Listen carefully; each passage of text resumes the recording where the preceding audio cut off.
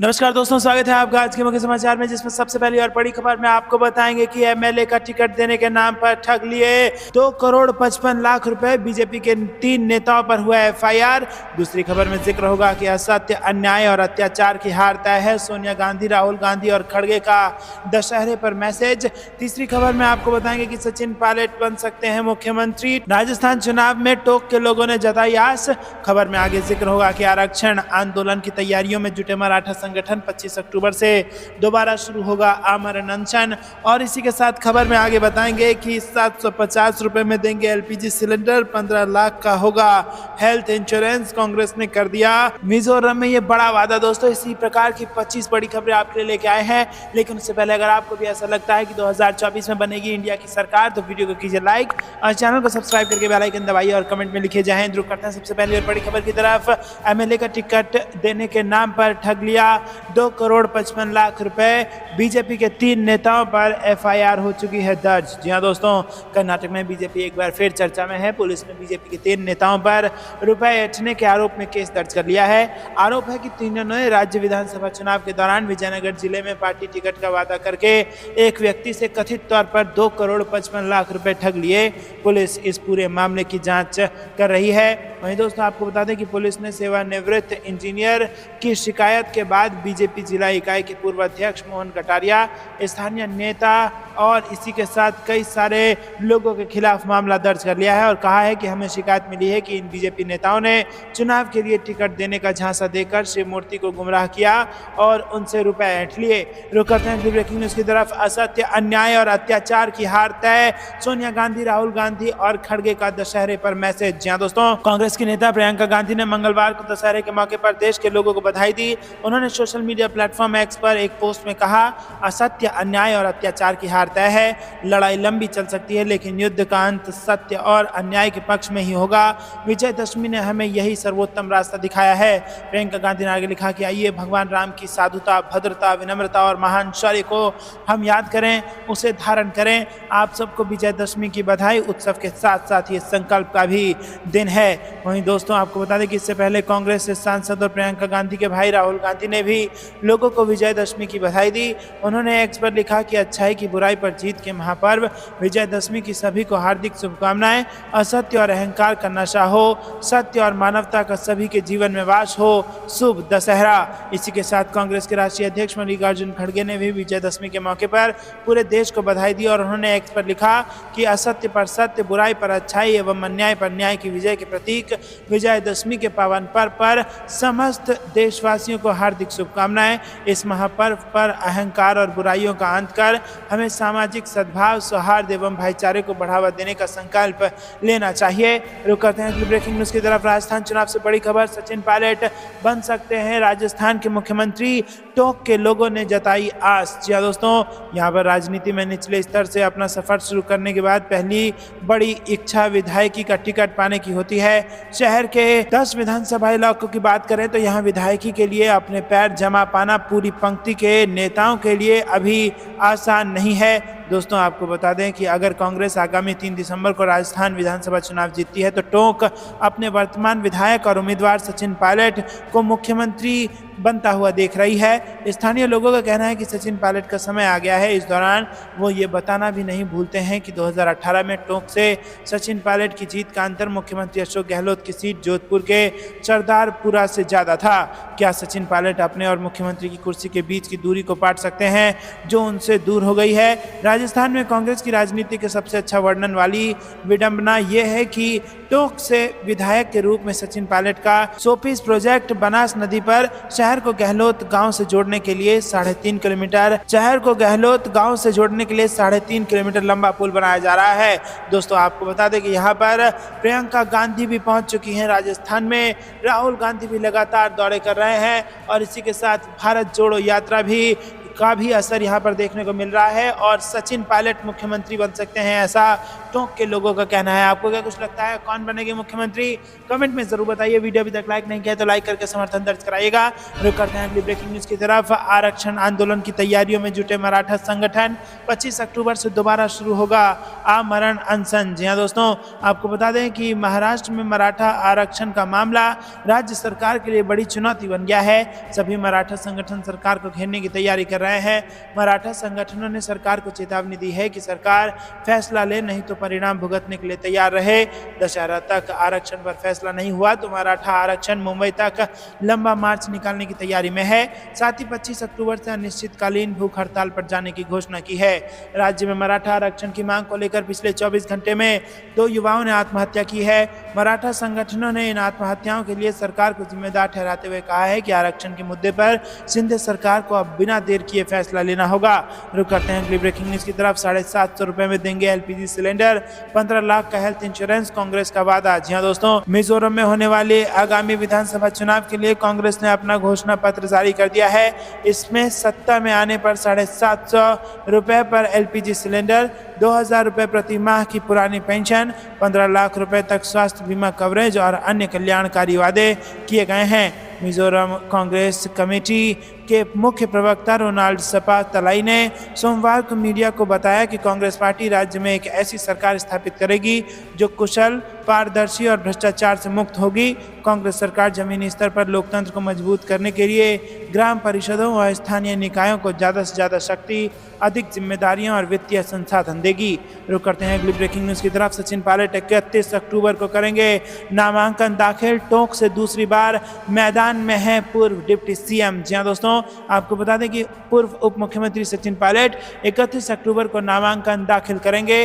टोंक विधानसभा seat से सचिन पायलट दूसरी बार नामांकन दाखिल करने जा रहे हैं। सियासी पंडितों से सलाह लेने के बाद शुभ मुहूर्त में नामांकन दाखिल करेंगे। नामांकन रैली को ऐतिहासिक बनाने की तैयारियां शुरू हो गई हैं और इस दौरान कांग्रेस के कई दिग्गज नेता शामिल रहेंगे। बता दें कि राजस्थान के विधानसभा चुनाव के लिए मतदान में महज 1 महीने का समय बचा है और इसके पहले कांग्रेस ने शनिवार को अपनी पहली कैंडिडेट लिस्ट जारी कर दी है और इस लिस्ट में 33 उम्मीदवारों के नाम की घोषणा की गई है। राजस्थान में कांग्रेस ने प्रत्याशियों की घोषणा से पहले सभी समीकरणों को ध्यान में रखने की कोशिश की है। विपक्षी पार्टी बीजेपी के दबाव में आकर कांग्रेस ने भी अपनी लिस्ट जारी कर दी है। रुक करते हैं अगली ब्रेकिंग न्यूज की तरफ। यूपी में जांच और दवा के अभाव में बेमौत मर रहे गरीब। संक्रामक बीमारियों की वजह से प्रदेश में मचा है हाहाकार। अखिलेश यादव का बड़ा बयान। जी हाँ दोस्तों, समाजवादी पार्टी के राष्ट्रीय अध्यक्ष अखिलेश यादव ने सोमवार को कहा कि बीजेपी की डबल इंजन सरकार में उत्तर प्रदेश में स्वास्थ्य सेवाएं सुधरने वाली नहीं हैं। डेंगू, मलेरिया, बुखार के मरीजों की अस्पतालों में लंबी लाइनें लग रही हैं। डॉक्टर, मेडिकल स्टाफ की भारी कमी के चलते मरीज बिना इलाज और जांच के इधर उधर भटक रहे हैं। उन्होंने कहा कि सरकार गंभीर रोगों से पीड़ित मरीजों की मौत के सही आंकड़े छुपाकर जनता को गुमराह कर रही है। यहाँ की गरीब जनता जांच और दवा के अभाव में बेमौत मर रही है। संक्रामक बीमारियों की वजह से प्रदेश में हाहाकार मचा है। सपा मुखिया ने कहा है कि सरकार की नाकामियों के कारण बरेली में डेंगू मरीजों का आंकड़ा 550 के पार पहुंच गया है। डेंगू, मलेरिया आदि संक्रामक रोगों से लोगों की जानें जा रही हैं। मच्छरों से बचाव के कोई इंतजाम नहीं हो रहे हैं और राजधानी लखनऊ में भी अस्पतालों में मरीजों की लंबी कतारें सुबह तड़के से ही लग जाती है। दोस्तों, रुक करते हैं अगली ब्रेकिंग न्यूज की तरफ। शांत इलाके में अचानक आग कैसे लगी? मणिपुर हिंसा पर आरएसएस चीफ भागवत बोले गृह मंत्री वहां जाएं। जी हाँ दोस्तों, आपको बता दें कि देश के पूर्वोत्तर राज्य मणिपुर में फैली हिंसा की आग थमने का नाम नहीं ले रही है। सीमावर्ती इलाकों में अतिरिक्त कमांडो की तैनाती की गई है और इंटरनेट सेवा भी बैन है। इस बीच राष्ट्रीय स्वयंसेवक संघ चीफ मोहन भागवत का अहम बयान सामने आया है, जिसमें उन्होंने सवाल करते हुए कहा कि मणिपुर जैसे शांत राज्य में ये हिंसा की आग आखिरकार फैलाई किसने? नागपुर में दशहरे के मौके पर कार्यक्रम को संबोधित करते हुए उन्होंने कहा कि मणिपुर शांत था, अचानक आपसी फूट की आग कैसे लग गई? मणिपुर हिंसा के पीछे सीमा पार के आतंकवादी थे। मैतेई और कुकी समाज को किसने एक दूसरे के सामने खड़ा किया? सीमावर्ती क्षेत्र है, वहां झगड़े हों, इसका किसको फायदा है? मणिपुर में झगड़ा निर्माण करने वाले बाहरी ताकत हैं क्या? दोस्तों, रुक करते हैं अगली ब्रेकिंग न्यूज की तरफ। पश्चिमी उत्तर प्रदेश में गरमाई जातीय सियासत। जाट और ठाकुर के बाद अब गुज्जर महापंचायत की तैयारी। जी हाँ दोस्तों, लोकसभा चुनाव 2024 को लेकर जहां एक और राजनीतिक दल अपनी तैयारी में व्यस्त है, वहीं दूसरी ओर जातीय संगठन भी अपना दमखम दिखाने के लिए मैदान में है। यूपी की 80 लोकसभा सीटों में से करीब 27 27 लोकसभा सीट पश्चिमी यूपी में आती है और इन 27 लोकसभा सीटों पर जाट, गुज्जर, दलित और मुस्लिम मतदाता निर्णायक भूमिका निभा रहे हैं। दोस्तों बता दें कि लोकसभा चुनाव 2023 के लिहाज से उत्तर प्रदेश की 80 लोकसभा सीटें बहुत महत्व रखती है। राजनीतिक पंडितों की माने तो देश में यूपी की ये 80 लोकसभा सीटें निर्णायक भूमिका निभाती है। यूपी में जिसके पास सबसे अधिक सीटें होती हैं उसके पास ही दिल्ली के सत्ता के ताले की चाबी भी होती है। पिछले 2 लोकसभा चुनाव से भाजपा यूपी में बाजी मारती रही है। वहीं दोस्तों मेरठ में 1 अक्टूबर को जाट संसद में जाट समाज के सैकड़ों लोग जुटे। मेरठ में ये जाट संसद बाईपास स्थित सुभारती विश्वविद्यालय के प्रेक्षागृह में आयोजित हुई थी। दोस्तों रुक करते हैं अगली ब्रेकिंग न्यूज की तरफ। राजस्थान चुनाव से बड़ी खबर, जिसने मेरी तारीफ की बीजेपी ने उसको सजा दी। सीएम गहलोत बोले वसुंधरा राजे को भी तकलीफ उठानी पड़ी। जी हाँ दोस्तों, आपको बता दें कि राजस्थान में चुनावी माहौल के बीच अब राजनीतिक हलचल तेज होने लगी है। इस बीच मुख्यमंत्री अशोक गहलोत ने अपनी चुनावी जनसंपर्क के तहत जोधपुर पहुंचकर कहा कि भाजपा खेमे में जिसने उनकी तारीफ की है पार्टी ने उनको सजा दी है। वहीं दोस्तों अशोक गहलोत ने कहा कि मेरे कारण वसुंधरा राजे और कैलाश मेघवाल के साथ सूरसागर विधायक सूर्यकांत व्यास को तकलीफ हुई। गहलोत ने प्रधानमंत्री नरेंद्र मोदी और केंद्रीय जल शक्ति मंत्री गजेंद्र सिंह शेखावत पर भी जुबानी हमला बोला है। वहीं दोस्तों अशोक गहलोत ने कहा कि लोग बचपन से ही मेरी फकीरी को देख चुके हैं। 40 साल से सर्किट हाउस में रुक रहा हूं। जो फ्लैट एमपी और एमएलए सभी के पास होते हैं वो मेरे पास भी है, जो रहने लायक नहीं है। मोदी ने कहा था कि मैं अशोक गहलोत से ज़्यादा ईमानदार हूं, तब मुझे कहना पड़ा कि मैं आपसे ज़्यादा फकीर हूं। वो प्रधानमंत्री हैं और मैं एक राज्य का मुख्यमंत्री हूं। रुक करते हैं अगली ब्रेकिंग न्यूज़ की तरफ। चुनाव से पहले मिजोरम के सीएम का बड़ा ऐलान, बोले पीएम मोदी के साथ मंच नहीं करूंगा साझा। जी हाँ दोस्तों, मिजोरम के अगले महीने विधानसभा चुनाव हैं। राज्य में 7 नवंबर को वोट डाले जाएंगे और उससे पहले मिजोरम के मुख्यमंत्री जोरमथांगा ने सोमवार को कहा कि विधानसभा चुनाव के प्रचार के लिए जब प्रधानमंत्री नरेंद्र मोदी यहां आएंगे तो वो उनके साथ मंच शेयर नहीं करेंगे। प्रधानमंत्री मोदी 30 अक्टूबर को राज्य के पश्चिमी हिस्से में स्थित ममित शहर का दौरा कर सकते हैं और यहां बीजेपी उम्मीदवारों के लिए उनके प्रचार करने की संभावना है। दोस्तों आपको बता दें कि जोरमथांगा ने एक इंटरव्यू में कहा कि मिजोरम में सभी लोग ईसाई हैं। जब मणिपुर के लोग ने वहां सैकड़ों गिरजाघर जलाए तो वो इस तरह के विचार के पूरी तरह खिलाफ थे। इसीलिए इस समय बीजेपी के साथ सहानुभूति रखना मेरी पार्टी के लिए अच्छा नहीं होगा। दोस्तों रुक करते हैं अगली खबर की तरफ। हम कई रातों से सोए नहीं, डर लगता है। मणिपुर में सड़कों पर उतरी सैकड़ों कुकी महिलाएं। जी हाँ दोस्तों, यहाँ पर मणिपुर में जातीय हिंसा थमने का नाम नहीं ले रही है। सूबे के कांगपोकपी में कुछ दिन पहले बिना किसी उकसावे हुई गोलीबारी का आरोप लगाते हुए सैकड़ों कुकी महिलाओं ने सोमवार को विरोध प्रदर्शन किया। प्रदर्शनकारी महिलाओं ने कांगपोकपी जिले में राष्ट्रीय राजमार्ग 2 पर एकत्र होकर पुलिस के खिलाफ नारेबाजी की। 16 अक्टूबर को रात की ड्यूटी पर तैनात कुकी जो महिलाओं पर कथित तौर पर फायरिंग की गई थी, इसी के विरोध में महिलाएं प्रदर्शन कर न्याय की मांग कर रही थी। रुक करते हैं अगली ब्रेकिंग न्यूज की तरफ। युवाओं की मांगों को नजरअंदाज न करें, युवा संघर्ष यात्रा में शरद पवार ने राज्य सरकार को घेरा। जी हाँ दोस्तों, महाराष्ट्र में युवाओं के सामने आने वाले मुद्दों को उजागर करने के लिए पुणे से नागपुर तक पैदल मार्च युवा संघर्ष यात्रा को मंगलवार को हरी झंडी दिखाई गई। इस दौरान एनसीपी प्रमुख शरद पवार भी मौजूद रहे। इस यात्रा का नेतृत्व एनसीपी विधायक और शरद पवार के पोते रोहित पवार ने किया। यात्रा के दौरान एनसीपी प्रमुख शरद पवार ने महाराष्ट्र सरकार को चेतावनी दे डाली। सरकार पर कटाक्ष करते हुए उन्होंने कहा कि अगर सरकार में शामिल लोग सत्ता अपने हाथ में रखना चाहते हैं तो वो महाराष्ट्र में युवा संघर्ष यात्रा निकाल रहे युवाओं को नजरअंदाज नहीं कर सकते।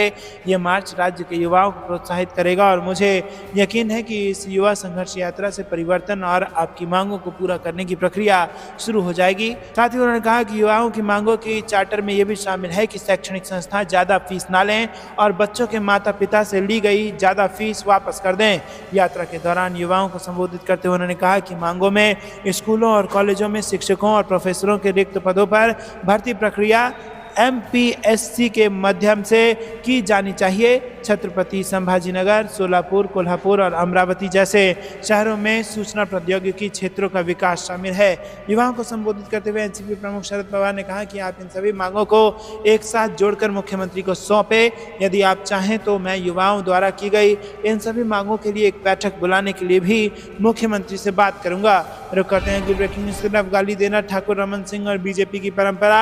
छत्तीसगढ़ में कार्टून पर विवाद, सीएम भूपेश बघेल ने किया पलटवार। जी हां दोस्तों, दशहरा के मौके पर भारतीय जनता पार्टी की छत्तीसगढ़ इकाई द्वारा सोशल मीडिया साइट एक्स पर किए गए एक पोस्ट को लेकर राज्य में नया वाक युद्ध छिड़ गया है। बीजेपी द्वारा पोस्ट की गई इस तस्वीर में सीएम भूपेश बघेल पर एक कार्टून बनाया गया है। इसमें राज्य के 10 मुद्दों को रावण सरीखा दिखाते हुए राज्य की कांग्रेस सरकार और सीएम भूपेश बघेल पर हमला किया गया है। अब इस पोस्ट पर सीएम भूपेश बघेल ने प्रतिक्रिया दी है। सीएम ने भी सोशल मीडिया साइट एक्स पर जवाब दिया है। सीएम ने लिखा कि आज पिछड़ों को रावण दिखाकर उनका वध करने का भाजपा द्वारा पोस्टर जारी करने के बाद आप सबकी प्रतिक्रिया मुझे लगातार मिल रही है। दोस्तों, रुक करते हैं अगली ब्रेकिंग न्यूज की तरफ। बीजेपी से खुश नहीं राजगोपाल रेड्डी, जल्द कांग्रेस में कर सकते हैं वापसी। जी हां दोस्तों, यहाँ पर बेहद बड़ी खबर तेलंगाना से आ रही है। तेलंगाना में 30 नवंबर को विधानसभा चुनाव के लिए वोट डाले जाएंगे। उससे पहले बीजेपी नेता और पूर्व विधायक कोमाटी रेड्डी राजगोपाल रेड्डी कांग्रेस में लौट सकते हैं। उनके 1-2 दिन में राहुल गांधी की मौजूदगी में दिल्ली में औपचारिक रूप से कांग्रेस पार्टी में शामिल होने की संभावना है। दोस्तों, उन्होंने दावा किया कि उन पर कांग्रेस में दोबारा शामिल होने के लिए लोगों का दबाव है। हालांकि उन्होंने कहा कि अभी तक अंतिम फैसला नहीं लिया है। रेड्डी पिछले साल अगस्त में कांग्रेस छोड़कर बीजेपी में शामिल हुए थे। उन्होंने विधानसभा से भी इस्तीफा दे दिया था, जिससे उपचुनाव की जरूरत पड़ी। वो बीजेपी उम्मीदवार के रूप में मैदान में उतरे, लेकिन उपचुनाव हार गए। राजगोपाल रेड्डी भोंगरी से कांग्रेस सांसद कोमटी रेड्डी वेंकट रेड्डी के भाई हैं। वो बीजेपी नेतृत्व से खुश नहीं थे और वो उन नेताओं में से एक थे जिन्होंने केंद्रीय नेतृत्व से बांदी संजय कुमार को पार्टी के प्रदेश अध्यक्ष पद से हटाने की मांग की थी। वहीं दोस्तों, भोंगीर के पूर्व सांसद राजगोपाल रेड्डी को हाल ही में बीजेपी के राष्ट्रीय कार्यकारिणी के सदस्य के रूप में नियुक्त किया गया था। दोस्तों, रुक करते हैं अगली ब्रेकिंग न्यूज की तरफ। एनडीए के पास कमंडल का दिव्यास्त्र तो इंडिया के हाथ में जाति का ब्रह्मास्त्र। लोकसभा चुनाव 2024 में जंग की बिसात बिहार से तैयार। जी हां दोस्तों, आपको बता दें कि अगले साल होने वाले लोकसभा चुनाव के लिए हर दल या गठबंधन अपने अपने अस्त्र शस्त्र को धार देने में जुटा है। विपक्षी गठबंधन इंडिया के पास महंगाई, बेरोजगारी जैसे पारंपरिक मुद्दों के अलावा अब जाति का ब्रह्मास्त्र हाथ लग गया है। हालांकि अभी तक इसका परीक्षण नहीं हो पाया है जिससे भरोसा किया जा सके कि ये धोखा नहीं होगा। ऐसा सोचना या कहने का आधार यह है कि मंडल आयोग की रिपोर्ट से पिछड़ों को जिस संजीवनी की उम्मीद की जा रही थी उसकी असलियत अब सामने आ गई है। मंडल पर कमंडल की राजनीति का कमाल ही है कि आज भाजपा प्रचंड बहुमत से दूसरी बार केंद्र की सत्ता में सफलतापूर्वक अपना कार्यकाल पूरा करने जा रही है। हालांकि इस दफे लोकसभा चुनाव 2024 की शुरुआत बिहार से हुई है। एनडीए ने कमंडल का दिव्यास्त्र निकाला है तो जवाब में इंडिया गठबंधन ने जाति का ब्रह्मास्त्र निकाला है। ये सभी जानते हैं कि मंडल की राजनीति के धुरंधर खिलाड़ी भी बिना कमंडल कभी कामयाब नहीं हो पाए। भाजपा ने न सिर्फ नीतीश कुमार को सीएम के पद पर बिठाया बल्कि अपने मुखर विरोधी लालू प्रसाद यादव के लिए सत्ता में आने की सीढ़ी बनी। भाजपा से खार खाने वाली बंगाल की सीएम ममता बनर्जी की राजनीतिक चमक केंद्र की भाजपा सरकार में मंत्री बनने के बाद ही बढ़ी है। मंडल कमीशन की रिपोर्ट को हरी झंडी दिखाने वाले विश्वनाथ प्रताप सिंह की सरकार भी भाजपा के सहारे ही बनी थी। यानी भाजपा की कमंडल की राजनीति हमेशा मंडल की राजनीति करने वालों की सहयोगी रही है। दोस्तों, रुक करते हैं अगली ब्रेकिंग न्यूज की तरफ जो कि राजस्थान से आ रही है। वसुंधरा राजे समर्थक अशोक लोहाटी का टिकट कटने पर एकजुट हुआ वैश्य समाज, बीजेपी का बहिष्कार करने की दी चेतावनी। जी हां दोस्तों, बीजेपी की ओर से जारी की गई प्रत्याशियों की दूसरी सूची में जयपुर की संगानेर सीट से अशोक लाहोटी का टिकट काट दिया गया है। पूर्व मुख्यमंत्री वसुंधरा राजे के समर्थक माने जाने वाले अशोक लोहाटी के स्थान पर पार्टी ने प्रदेश महामंत्री भजन लाल शर्मा को प्रत्याशी घोषित किया है। दोस्तों, ये राजस्थान से लगातार बड़ी खबरें आ रही हैं जिससे बीजेपी की मुसीबतें बढ़ती चली जा रही हैं। बीजेपी के समर्थक साथ छोड़कर जा रहे हैं क्योंकि किसी न किसी को टिकट नहीं मिल रहा है तो किसी न किसी को हार का आभास अभी से हो चुका है। दोस्तों, आपको क्या कुछ लगता है किसकी सरकार बनने जा रही है राजस्थान में? कमेंट में ज़रूर बताइएगा और वीडियो को अभी तक लाइक नहीं किया तो लाइक ज़रूर कीजिएगा। रुक करते हैं अगली ब्रेकिंग न्यूज़ की तरफ।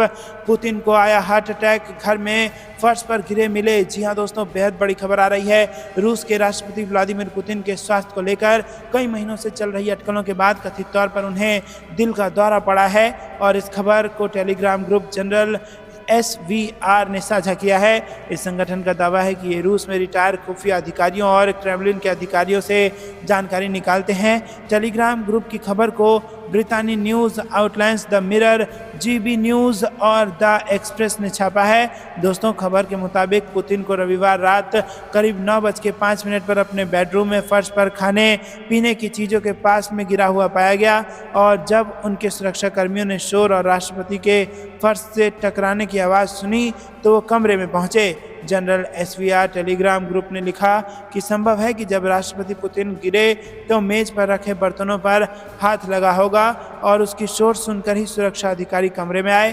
टेलीग्राम ग्रुप ने आगे कहा कि जब पुतिन फर्श पर गिरे हुए थे उनकी आंखें पलटी हुई थी। जनरल एसवीआर के मुताबिक बगल के कमरे से राष्ट्रपति पुतिन के डॉक्टर को बुलाया गया। तत्काल उपचार मिलने के बाद पुतिन होश में आया और इसके बाद पुतिन को एक दूसरे कमरे में ले जाया गया जहां स्वास्थ्य सुविधाएं उपलब्ध थी। तो दोस्तों, ये थी दिन भर की सारी जरूरी और बड़ी खबरें। तक बने रहने के लिए बहुत बहुत धन्यवाद। जाने से पहले वीडियो को कीजिए लाइक और चैनल को सब्सक्राइब करके बेल आइकन दबाइए। अभी के लिए इतना ही। जय हिंद, जय भारत।